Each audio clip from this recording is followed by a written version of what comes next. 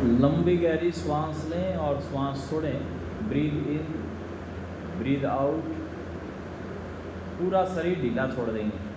शरीर ढीला इसलिए छोड़ना ज़रूरी है क्योंकि इसमें पहला काम ये होता है कि आपका बर्तन यानी कि शरीर ये ठहरना चाहिए। अगर किसी जल को स्थिर करना है, किसी बर्तन में भरे हुए जल को स्थिर करना है, तो सबसे पहला काम है बर्तन को स्थिर करना पड़ेगा। तो बर्तन रूपी शरीर है, इस शरीर को हम रोकते हैं।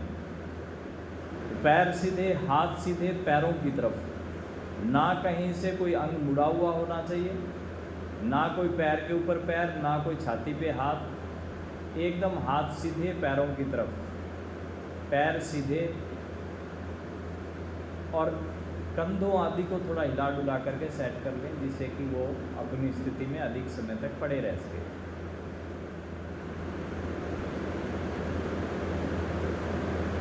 ये आपके बहुत सारी बीमारियों का समाधान है। जैसे ब्लड प्रेशर है हाई या ब्लड प्रेशर है लो, शुगर हाई है या लो है, या नींद कम आती है या ज़्यादा आती है, या थकान ज़्यादा होती है, या शरीर में एनर्जी कम है, या ओवर थिंकिंग ज़्यादा है, या एंजाइटी या कोई डिप्रेशन है, या हार्मोन्स के विकार हैं, या मोटापा, या थायराइड की तकलीफ़ें, या श्वास की तकलीफ़ें, कुछ भी ऐसे विकार हैं जिनका संबंध आपकी शारीरिक और मानसिक हलचल से है, उनको ठीक करने में ये अभ्यास अधिक काम करता है। 10-15 मिनट के अभ्यास से आपका पूरा शरीर एकदम स्थिर हो जाता है। दर्दों वालों का, जैसे घुटने में दर्द है, कमर में दर्द है, गर्दन में दर्द है, हाथों में दर्द है, या अन्य कहीं स्थान पर दर्द है, तो उन दर्दों वालों के लिए भी ये अभ्यास एक नंबर के अभ्यास है।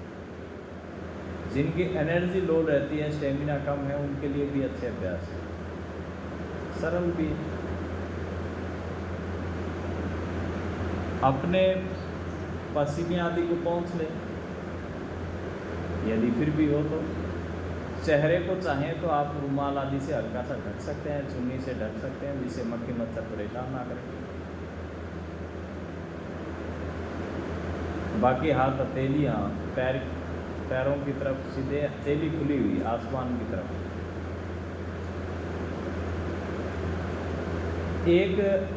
इस समय हम सब जो ग्रस्त हैं वो है ओवर थिंकिंग। हमारा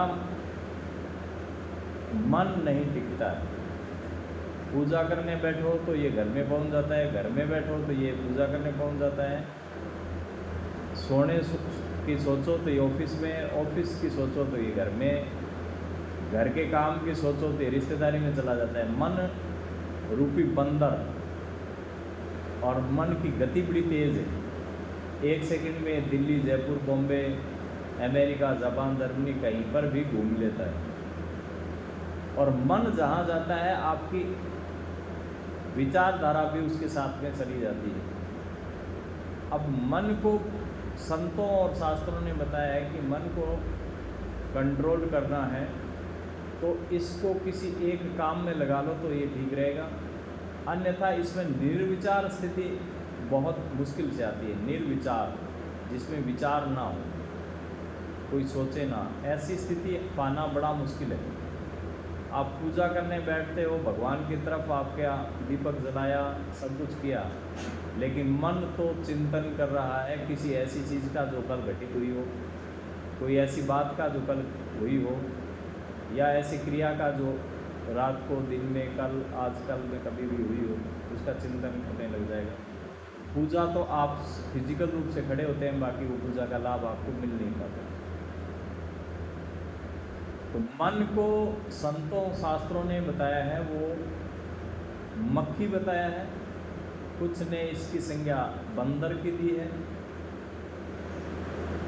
जो लगातार उछल कूद करता रहता है। जिस प्रकार से बंदर को किसी स्थान विशेष पर चुपचाप बैठाना मुश्किल है, ऐसे ही मन को बैठाना मुश्किल है। अब बंदर को बिठाना हो और मन को बिठाना हो, कि इनकी विधि है कि यदि बंदर को एक जगह पर मूंगफली या खाने का सामान दे दिया जाएगा तो वो वहाँ से हिलेगा नहीं, काफ़ी देर तक वहीं बैठा हुआ वो काम करता रहेगा। ऐसे ही मन को यदि हम सामग्री दे दें तो सामग्री दे देने से मन वहाँ टिकता है। अब सामग्री क्या देते हैं, तो सामग्री को भी प्रैक्टिस करने से फिर ये सदता है। बिना प्रैक्टिस के ये सामग्री को स्वीकार नहीं करता है। वैसे तो मन जाता है वहीं पर जहाँ पर हमारी रुचि होती है, या जहाँ पर हमारा द्वेष होता है, या जहाँ पर हमारा राग होता है, या तो किसी से प्यार होगा तो बार बार बच्चे हैं बड़े हैं जिसमें भी मोह होगा आपका उसमें जाएगा, या जिसमें आपका द्वेष होगा जिससे आपका झगड़ा है तो उसके बारे में चिंतन करेंगे लगातार कि इसका सत्यानाश कैसे हो, इसका बुरा कैसे हो, उसने मेरे को ऐसे कैसे कहा। ये भी मन द्वेषात्मक इसकी गति है। इसी प्रकार से अगर इसको भगवत चिंतन में लगाया जाए, भगवान के नाम में लगा दिया जाए, तो भगवान चूँकि शुद्ध है, चैतन्य है, पर ब्रह्म है, संपूर्ण जगत के स्वामी हैं, जन्म देने वाले हैं, मृत्यु देने वाले हैं, पालने पोसने वाले हैं और सामर्थ्यवान है, सर्व सामर्थ्यवान है भगवान। इसलिए साधु संतों सन्यासियों ने इसको लगाने की विधि सोची है कि इसको अगर बार बार भगवान के चिंतन में लगा दिया जाए तो ये उनका ही स्मरण करेगा, उनकी बातों को ही सुनेगा, उनकी सत्संग को ही सुनता रहेगा, तो ये उल्टी सीधी बातों में उलझेगा नहीं।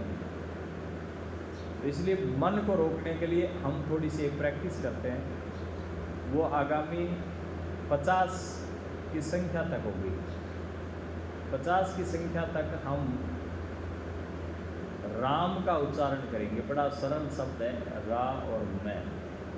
अब इसके साथ में प्रैक्टिस आपको करनी कितनी है कि जिस समय आगामी आपको 5, 7, 10 मिनट मिल जाएंगे, 5 मिनट मिलेंगे, कि जिस समय आप 1 से लेकर के 50 तक की गिनती तक राम ही बोलें, राम ही देखें, राम ही सोचें, इसके अलावा कुछ नहीं। और 50 अगर आप गिनती पूरी कर लेते हैं तो समझिएगा कि आप अपने मन को वशीभूत करने में सक्षम हैं। केवल 50 की गिनती। जैसे बोला एक बार राम तो दिखा भी राम, आँखों में भी राम, कानों में भी राम, मन में भी राम और जीभा पे भी राम। अब ये सारी इंद्रियां इसमें लग जाएगी तो मन आपका दूसरी जगह नहीं जाएगा। लेकिन अगर आपने दोबारा राम बोला और राम की दिखा तो नहीं और घर का कोई चिंतन, दूसरी जगह की कोई बात दिख गई, तो फिर इसका मतलब वो शब्द माना नहीं जाएगा, एक ही माना जाएगा। फिर दोबारा फिर प्रैक्टिस, फिर तीसरी बार प्रैक्टिस ऐसे। तो पहले 50 की बजाय आप केवल 15 ही कर लें। 15 नाम मानसिक रूप से लेने।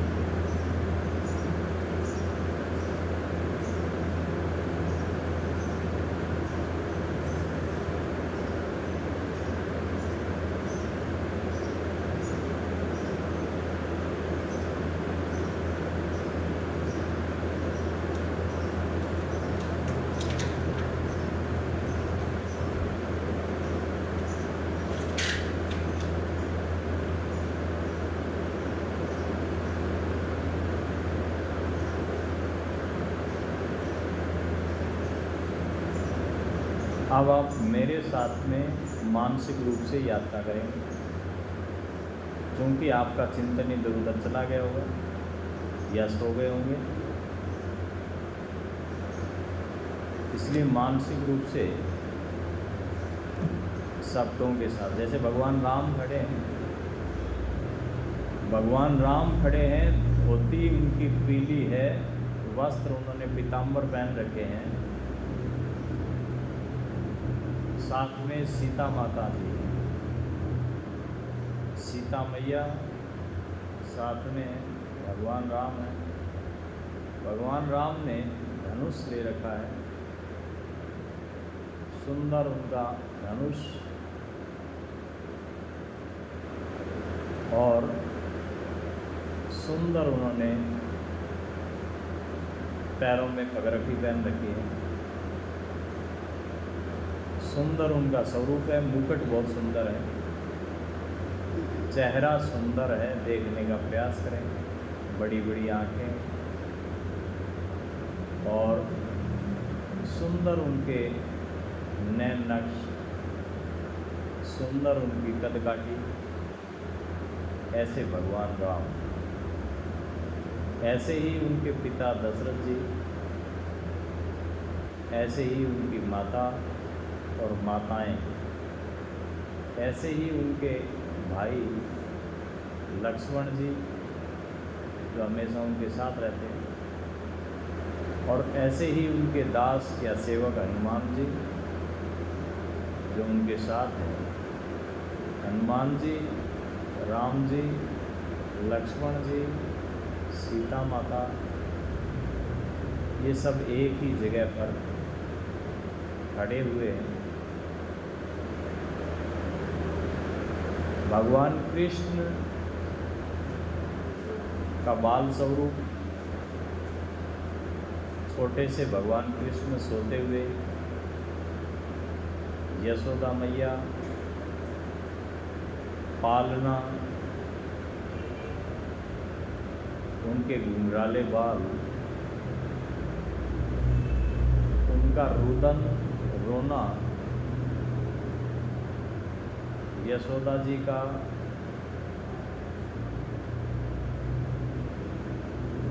गायों के दूध से दही और दही से मक्खन मथना,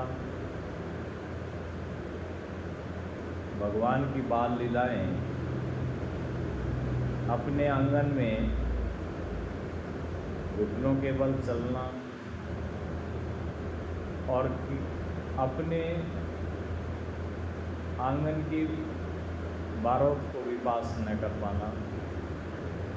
जिस भगवान का संत स्मरण करते हैं, भक्त चिंतन मंथन करते हैं, देवता भी जिनका दर्शन पाने की प्रतीक्षा में रहते हैं, ऐसे भगवान बाल्यकाल में सामान्य बच्चों की तरह अपने आंगने में खेल रहे हैं। वही माता दही बिलो रही है और उससे माखन बिलो रही है, माखन निकाल रही है। वही भगवान कृष्ण थोड़े से बड़े होते हैं और वही माखन खाते हैं, हाथ भर लेते हैं, मुंह भर लेते हैं, चेहरा भर लेते हैं, पेट भर लेते हैं, कपड़े आदि भर लेते हैं, पूरी हड्डी खराब कर देते हैं। ये भगवान का बाल स्वरूप सखाओं के साथ में आसपास घरों में गोपियाओं के घर में जाते हैं और मटकी से दही और मक्खन खाते हैं चोरी छुपे। मटकी जब ऊंची बांधने लग जाती है गोपिकाएं, तो बहुत सारे बच्चे एक दूसरे के ऊपर चढ़ करके उस मटकी को तोड़ने का प्रयास करते हैं। कभी मटकी फूट जाती है, कभी दही मिल जाता है, कभी नहीं मिलता है, कभी पकड़े जाने का भय होता है, कभी पकड़े जाते हैं, कभी भाग जाते हैं। ये भगवान की बाल लीलाएं। बड़े होते हैं जंगल में, यमुना किनारे वृंदावन में गायों को चराने के लिए जैसा कि सभी गौपालकों के बच्चे जाते हैं, ऐसे भगवान भी उनके साथ में गौओं को चराने के लिए चले जाते हैं खेतों में। कितना बाल सुलभ लीला उनकी। खेतों में या जंगल में, वहाँ पर भी बहुत सारी लीलाएं करते हैं, बच्चों के साथ खेलते हैं। अखिल कोटि ब्रह्मांड का नायक वहाँ पर बच्चों के साथ में मिट्टी में, कीचड़ में, पेड़ों पर, तालाब में ऐसे ही खेलते हैं जैसे सामान्य बच्चे। ये भगवान की लीला है। सुंदर बांसुरी रखते हैं, सुंदर बांसुरी बजाते हैं और उससे सबको मंत्रमुग्ध कर देते हैं। उस बांसुरी से जितने भी खगमर्ग, पेड़ पौधे, पक्षी, जानवर जो भी हैं वो सारे मंत्रमुग्ध हो जाते हैं और उनके इर्द गिर्द जमा होने लगते हैं। ऐसी सम्मोहिनी शक्ति भगवान में। उनकी बाल लीलाओं में बॉल खेल से खेलते हैं, दड़ी से खेलते हैं, यमुना के तट पर खेलते हैं। यमुना में बॉल गिरती है, यमुना से वो बॉल निकाल कर लाते हैं कालिंदी से। बड़े जोखिम भरे काम करते हैं। वही भगवान कृष्ण धीरे धीरे राधा जी के प्रेम में बंधते हैं। राधा जी से उनको प्रियता आती है। वृष भानु लाडली जो है उनके निकट आने लगती है, जो कि शिव और शक्ति, राम और सीता, राधा और कृष्ण स्वरूप हैं। आधे कृष्ण हैं तो आधी राधा है, तो उसकी पूर्णता भी वहीं पर होती है। वो भी उसी क्षेत्र के रहने वाले, वो भी उसी क्षेत्र के रहने वाले। धीरे धीरे इनकी रास लीलाएँ भी बनती हैं। वो गोपिकाएँ रास करते हैं, नाचते हैं, उत्सव मनाते हैं, प्रेम लीलाएँ करते हैं और बड़ा ही सुंदर वृंदावन, मथुरा आदि का वातावरण बनता है, नंदगांव का वातावरण बनता है। वहाँ के व्रत, वहाँ की रेत में, वहाँ के पेड़ों में, वहाँ की कलियों में, वहाँ की गलियों में, वहाँ के मकानों में, हर जगह पर भगवान के होने के प्रमाण और उनकी लीलाओं के प्रमाण आज भी दृश्यगत होते हैं संतों को, सिद्धों को। भगवान कृष्ण वही भगवान राम, वही भगवान कृष्ण, दोनों एक ही है। जिस प्रकार से भगवान राम वनवास जाते हैं, वनवास से उनका सीता जी का हरण होता है और इस दरमियान वो पूरे वन में घूमते हैं, वहाँ रहने वाले राक्षसों आदि का उद्धार करते हैं, वहाँ रहने वाले भक्तों का उद्धार करते हैं। वहाँ सबरी का उद्धार होता है, केवट का उद्धार होता है, विभीषण का उद्धार होता है, रावण का उद्धार होता है। भगवान की लीलाएं हैं। वही भगवान जो स्वयं भगवान है और वही भगवान रामेश्वरम में स्वयं शिव की पूजा करते हैं। वही भगवान कृष्ण बन करके अर्जुन को गीता का उपदेश देते हैं। महाभारत का युद्ध धर्म युद्ध कहलाता है और वही भगवान महाभारत में हमें संपूर्ण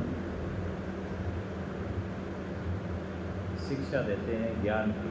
गीता के माध्यम से क्या खाना है, क्या पीना है, कैसे दिनचर्या होनी चाहिए, कैसे व्यवहार करना है, कैसे जीवन जीना है, आलसी की गति क्या है, सात्विक की गति क्या है,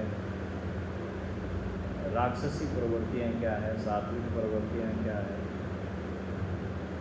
भगवान का विराट स्वरूप क्या है, भगवान सर्वत्र व्याप्त है, इसका वर्णन भगवद गीता में 10वें अध्याय में बहुत अच्छी तरह से किया है। जितनी भी वस्तुएं देखते हैं, जितने भी देव देवता देखते हैं, जिनसे हमारा जीवन चलता है या जिससे हम जीवित रहते हैं, वो समस्त क्रियाएं, चेष्टाएं भगवान की स्वयं की। सूर्य में प्रकाश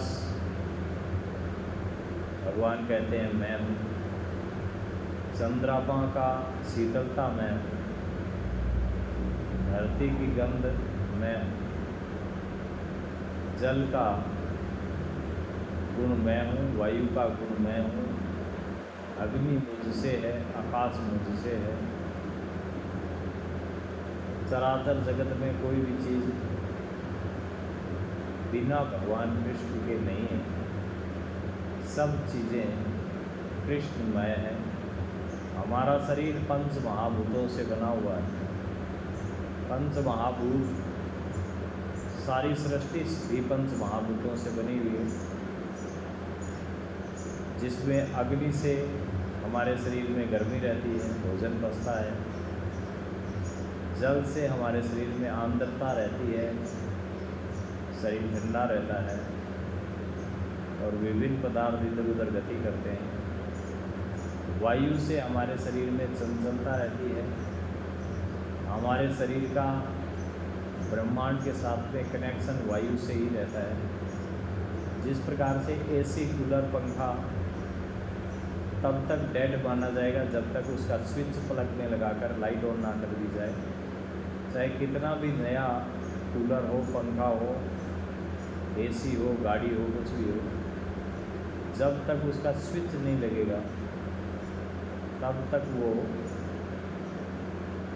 जीवित नहीं होगा। ऐसे ही हमारा स्विच, हमारी जो श्वास दोनों नाक से ब्रह्मांड से हमें लेते हैं और छोड़ते हैं, ये हमारे दोनों स्विच हैं।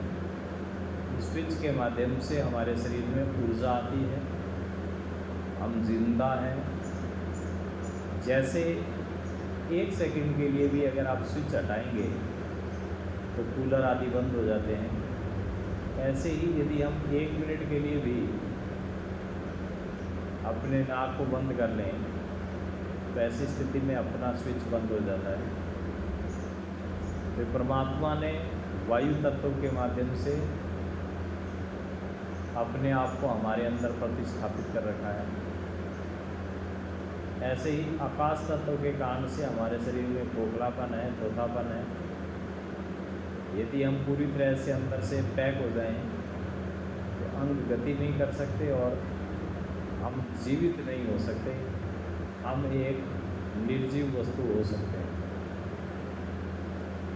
ऐसे ही पृथ्वी तत्व के कारण से शरीर में भार रहता है, मांस है, हड्डियां हैं, ये सब पृथ्वी तत्व के कारण ही है।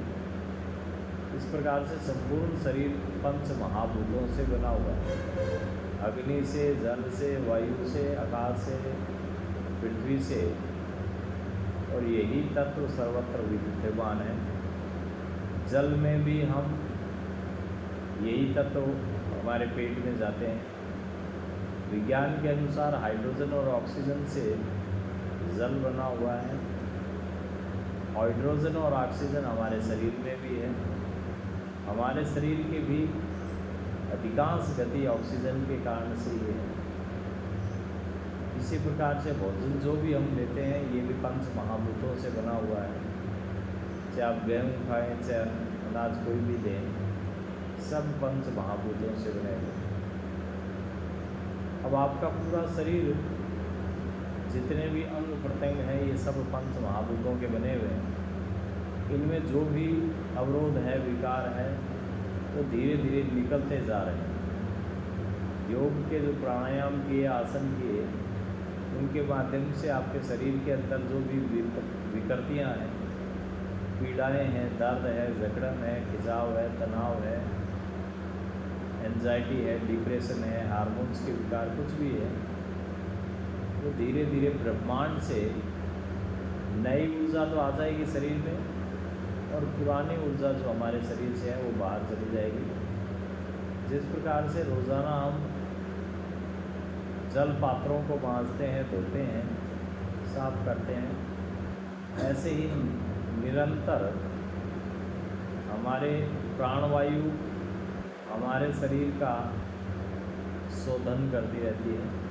इसमें जो भी गलत ऊर्जा है, गलत विचार है, गलत क्रिया है, गलत चेष्टा है, वो ब्रह्मांड में चली जाती है, और ब्रह्मांड से शुद्ध और सात्विक ऊर्जा हमारे शरीर के भीतर आती है। ये लगातार चलता रहता है।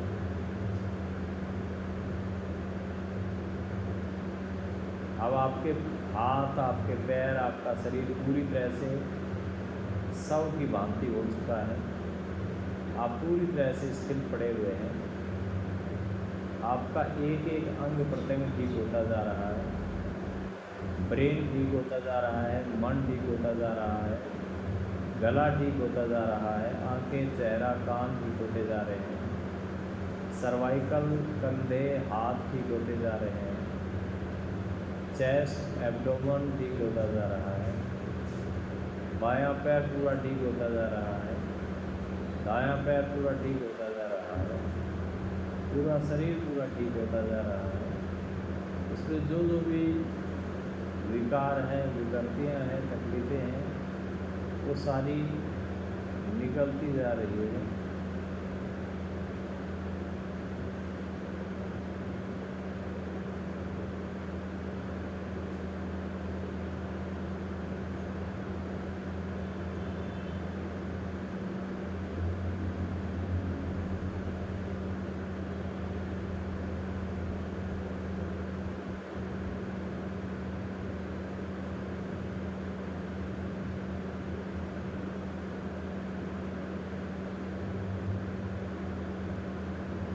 अपना पूरा ध्यान अपने ललाट पर केंद्रित करेंगे, दोनों आईब्रो के बीच में, और उस भगवान का चिंतन करेंगे। यमुना जी का चिंतन करेंगे जो वृंदावन को सींचती है। उस नदी का आचमन कर लेंगे, उसमें डुबकी लगा लेंगे मानसिक। सुंदर जल, शीतलता पूरे शरीर में। भगवान कृष्ण के चरणों में प्रणाम कर लेंगे, राधा जी के चरणों में प्रणाम कर लेंगे, वृंदावन के समस्त रसिकों के, भक्तों के चरणों में प्रणाम कर लेंगे, संतों के चरणों में प्रणाम कर लेंगे। अयोध्या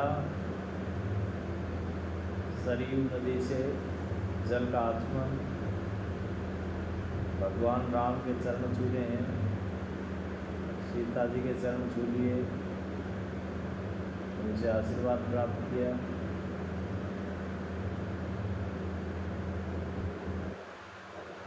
गंगा नदी का आचमन, गंगा नदी को नमन, केदारनाथ जी का दर्शन, नमन, बद्रीनाथ जी को नमन, अमरनाथ को नमन, वैष्णो देवी धाम को नमन, शरण सपाट, कैलाश पर्वत को नमन, भगवान शिव को, पार्वती को नमन।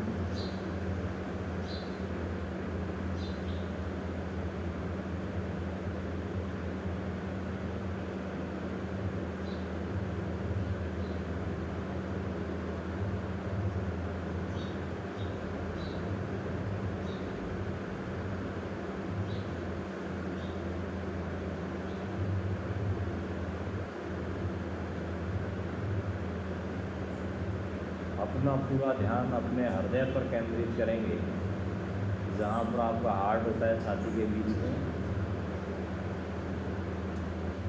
और हृदय में जिस प्रकार से भगवान हनुमान जी के हृदय में भगवान राम विराजते हैं, वैसे ही अपने हृदय में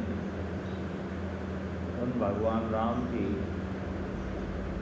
छवि को देखने का प्रयास करें।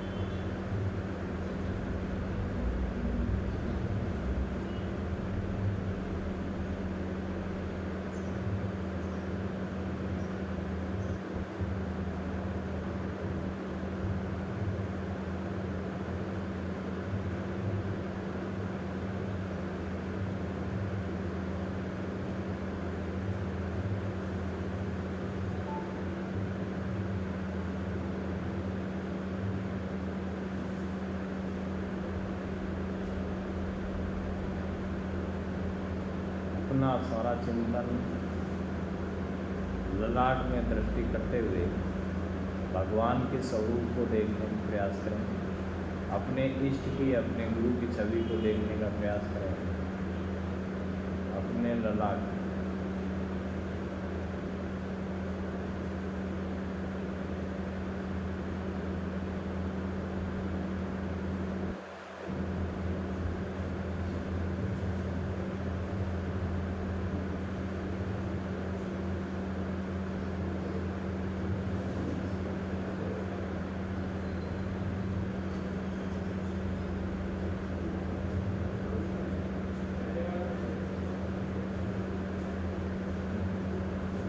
धीरे धीरे पूरे शरीर को रिलैक्स करें, लंबा गहरा श्वास लेंगे।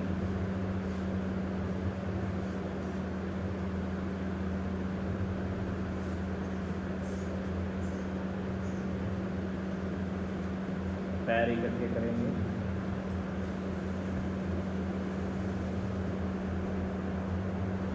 बैठ जाएंगे।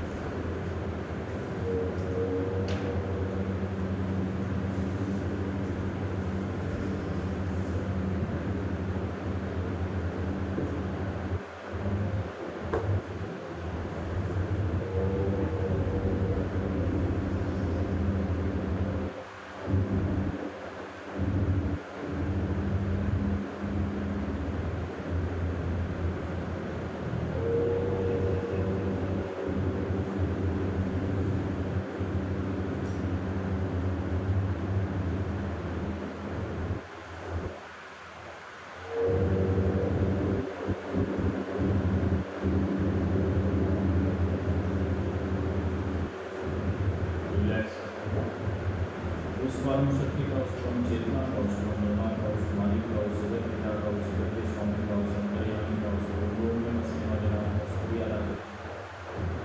परमात्मा हमारे घर में, परिवार में, व्यापार में, नौकरी में, धंधे में कृपा दर्शन हमारे माता पिता, भाई बहन, पति पत्नी, बच्चे, गुरुजन, सब सुखी रहे, स्वस्थ रहे, स्वस्थ रहे, हम सदा धर्म और न्याय के रास्ते पर चलते रहें। हमारे मन से, वचन से और कर्म से कभी किसी का निष्ठा इसी कामना के साथ आज का